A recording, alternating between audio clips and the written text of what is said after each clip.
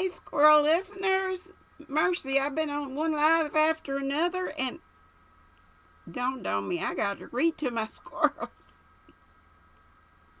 So here we go. Chapter 3, Finessing the King.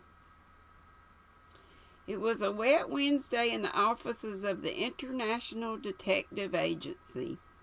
Tuppence let the Daily Leader fall idly from her hand. Do you know what I've been thinking, Tommy?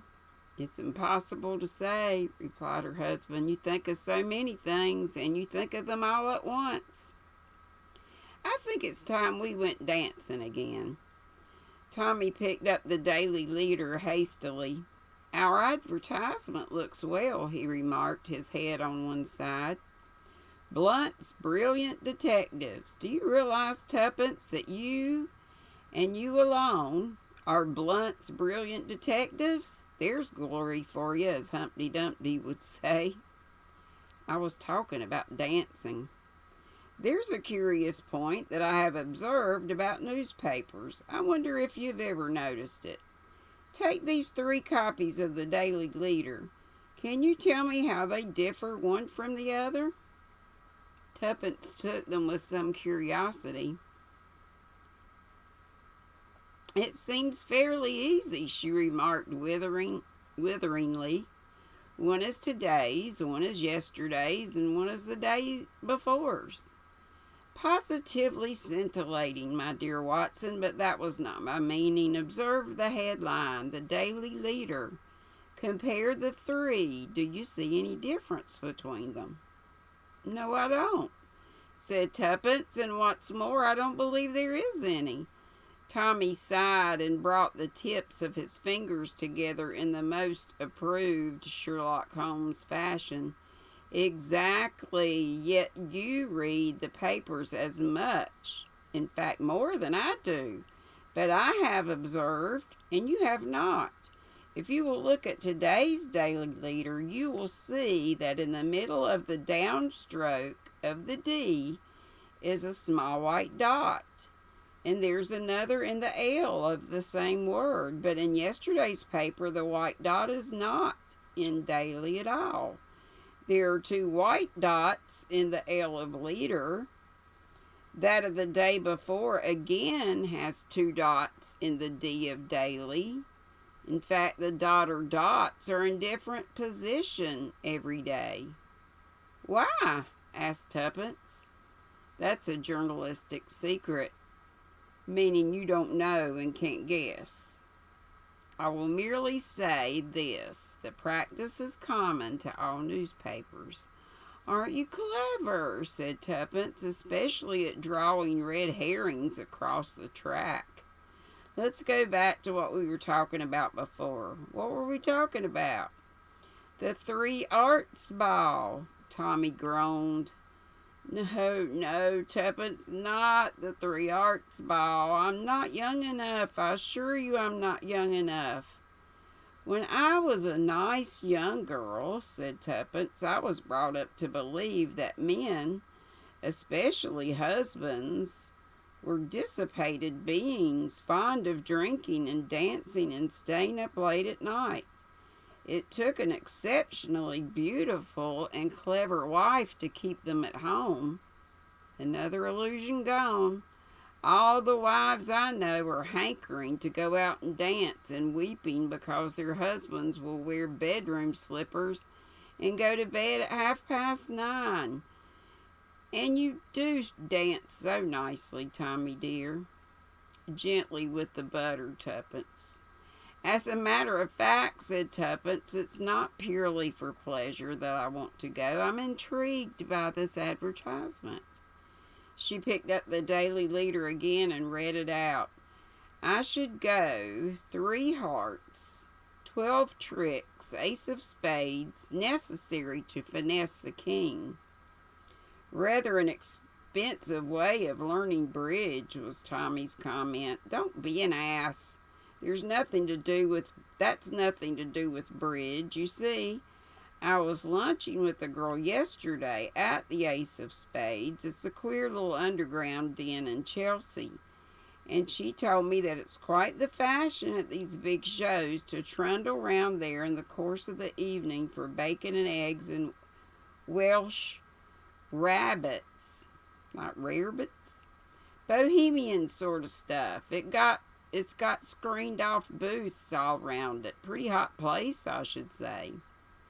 And your idea is 3 Hearts stands for the 3 Arts ball tomorrow night. 12 tricks is 12 o'clock, and the Ace of Spades is the Ace of Spades. And what about its being necessary to finesse the king? Well, that's what I thought we'd find out.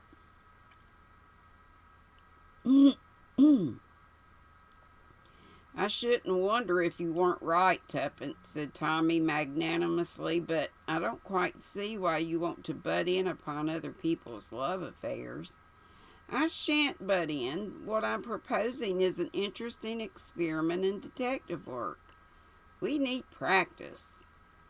Business is certainly not too brisk, agreed Tommy. All the same, Tuppence, what you want is to go to the 3 Arts ball and dance. Talk of red herrings.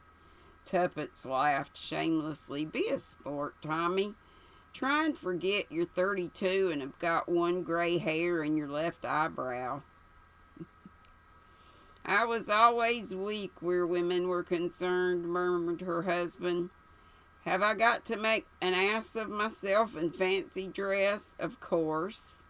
But you can leave that to me. I've got a splendid idea. Tommy looked at her with some misgiving. He was always profoundly mistrustful of Tuppence's brilliant ideas. When he returned to the flat on the following evening, Tuppence came flying out of her bedroom to meet him. It's come, she announced. What's come? The costume. Come look at it. Tommy followed her. Spread out on the bed was a complete fireman's kit with shining helmet.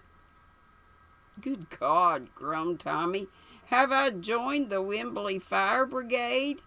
Guess again, said Tuppence. You haven't caught the idea yet. Use your little gray cells, mon ami. Scintillate, Watson. Be a bull that has been more than 10 minutes in the arena. Wait a minute, said Tommy. I begin to see. There is a dark, a dark purpose in this. What are you going to wear, Tuppence? An old suit of your clothes, an American hat, and some horned spectacles.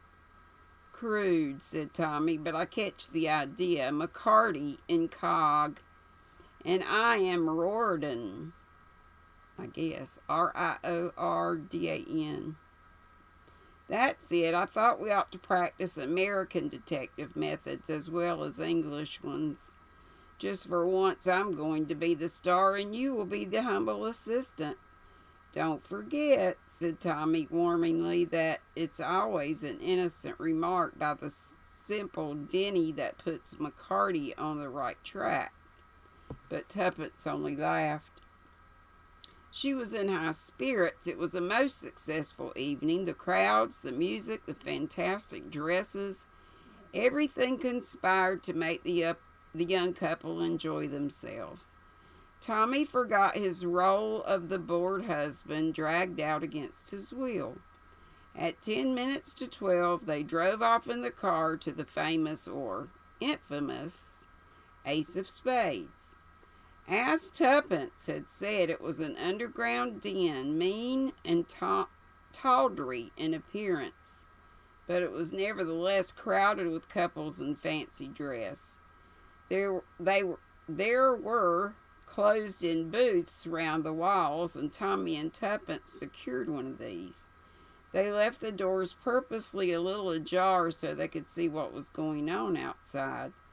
I wonder where they are. Our people, I mean, said Tuppence. What about that Columbine over there with the red... I should know how to say this, but I don't. So, let me look it up. Let me look it up.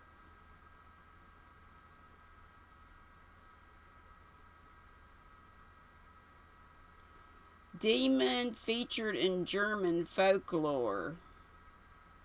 Now, why doesn't it say it for me? Where's the pronunciation? It's a derivative of Mephisto. Mephistopheles? An evil spirit to whom Faust in the German legend sold his soul. Anyway. I fancy the wicked Mandarin and the lady who calls herself a battleship, more of a fast cruiser, I should say. Isn't he witty, said Tuppence, all done on a little drop of drink. Who's this coming in, dressed as the Queen of Hearts? Rather a good get-up, that.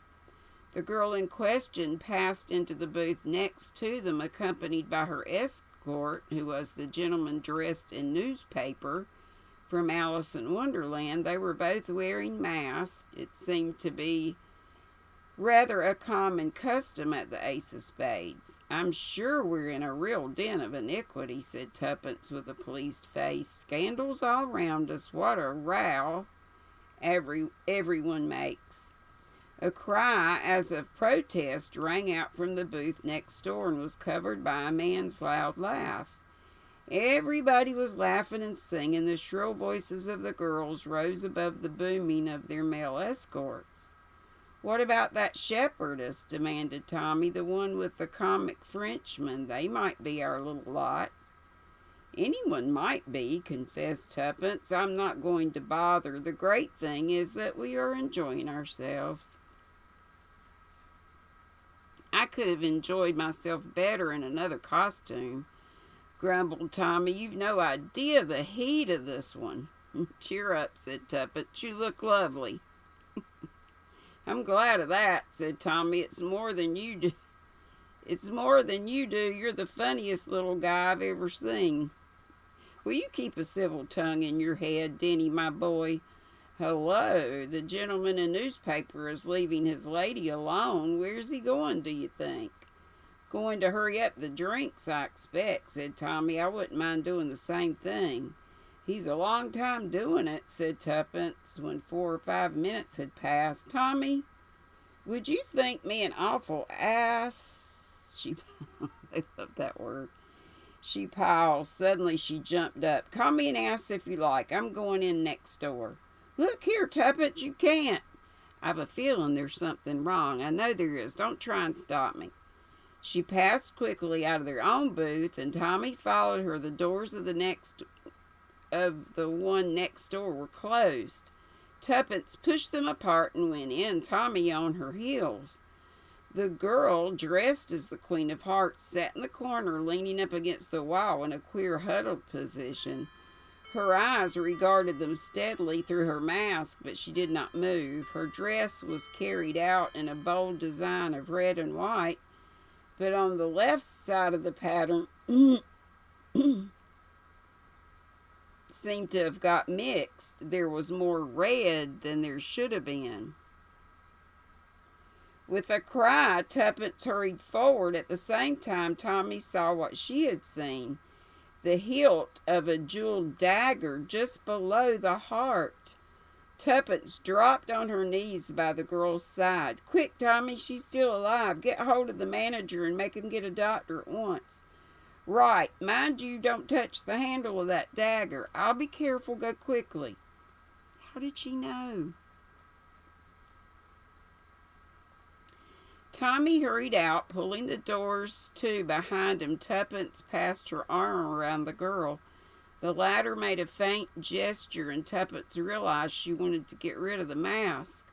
Tuppence unfastened it gently. She saw a fresh flower-like face and wide, starry eyes that were full of horror, suffering, and a kind of dazed bewilderment. My dear, said Tuppence very gently, can you speak at all? Will you tell me, if you can, who did this? She felt the eyes fix themselves on her face. The girl was sighing, the deep palpitating sighs of a failing heart. And still she looked steadily at Tuppence, then her lips parted. "Bingo did it," she said in a strained whisper. Then her hands relaxed. She seemed to nestle down on Tuppence's shoulder. She's gone, I bet. Tommy came in, 2 men with him. The bigger of the two came forward with an air of authority, the word "doctor" written all over him.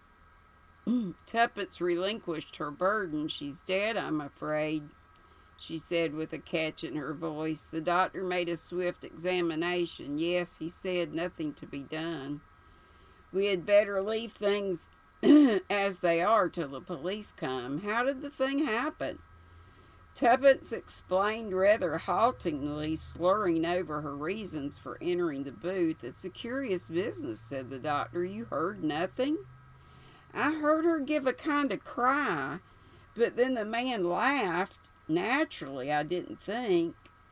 "Naturally not," agreed the doctor. "And the man wore a mask, you say? You wouldn't recognize him?" "I'm afraid not. Would you, Tommy?" "No, still there is his costume." "The first thing will be to identify this poor lady," said the doctor. "After that, well, I suppose the police will get down to things pretty quickly. It ought not to be a difficult case. Ah, here they come."